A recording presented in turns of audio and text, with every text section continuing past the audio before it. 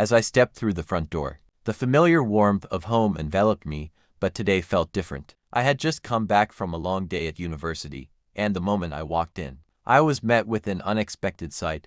My father was in the living room, sharing a soft laugh with my stepsister, Clara. Clara, with her bright smile and vibrant energy, was always the life of the room. Her laughter echoed softly against the walls, and for a moment, I stood frozen, captivated by the scene. They seemed so at ease, a bond forming between them that I hadn't fully recognized before. My father, usually serious and reserved, looked lighter, his usual frown replaced with a genuine smile. "Hey, you're back," Clara exclaimed, her eyes sparkling with mischief. "Dad and I were just talking about our plans for the weekend. Want to join us?" Curiosity piqued, I stepped further into the room. "What plans?" I asked, settling onto the couch opposite them. "We're thinking about going hiking," my father replied, looking at me with a hopeful expression. "It's been ages since we spent time together as a family." I nodded, feeling the warmth of their camaraderie. But as they chatted about trails and picnic spots, I felt an odd tug of something deeper, a connection that sparked between Clara and my father,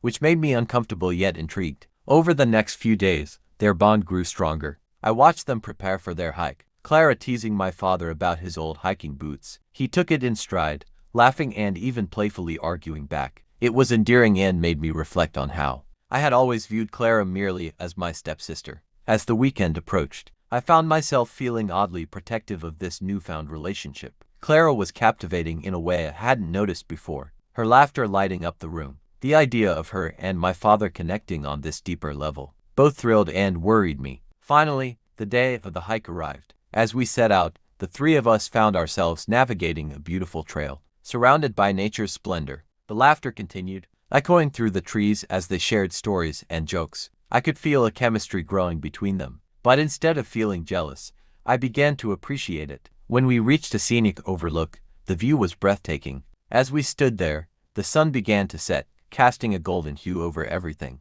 Clara looked at my father, her eyes filled with admiration. "I'm so glad we did this," she said softly. "Me too," he replied, glancing at her with a warmth I hadn't seen before. I didn't know how much I needed this. In that moment, I realized that their connection was more than just family ties. It was something genuine and beautiful. As I stepped back, allowing them their moment, I felt a sense of peace. The next few weeks flew by, and I watched as my father and Clara navigated this new relationship. They began going on little adventures together, exploring art galleries, cooking classes, and even going to concerts. It was heartwarming to see them thrive. But then, everything changed one Saturday afternoon. Clara suggested they go skydiving, something wild and unexpected. I watched as my father's eyes widened in shock, then a grin spread across his face. "Are you serious?" he asked, half laughing, half worried. "Absolutely. It'll be an adventure," Clara insisted, bouncing on her heels, excitement radiating from her. "Think of the adrenaline.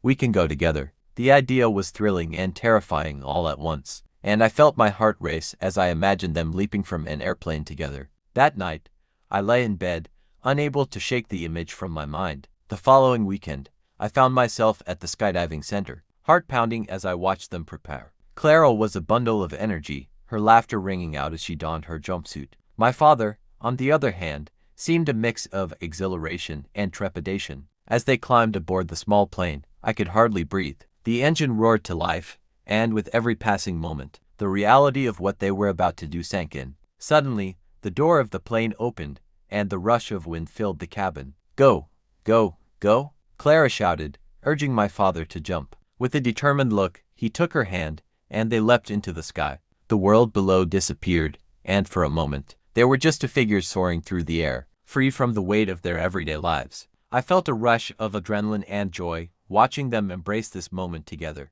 As they descended, their parachute blossomed like a flower, and I could see their faces filled with sheer excitement and delight. I knew in that instant that this experience would forge an unbreakable bond between them. When they landed safely, they were both breathless and laughing, exhilarated from the thrill. Clara threw her arms around my father, and he hugged her back tightly, their joy palpable. "Did you see that?" Clara exclaimed, her eyes wide with excitement. "We did it. We really did it. I can't believe I just jumped out of a plane," my father replied, still catching his breath. "That was insane." As we walked back to the car, I could see a change in them. The shared adrenaline had transformed their connection, igniting a spark that was impossible to ignore. They were no longer just family. They were partners in adventure, united by this thrilling experience. That night, I lay in bed, reflecting on the unexpected bond that had formed between them. Life had a way of surprising us, and in this case, it brought a kind of romance that blossomed quietly yet profoundly.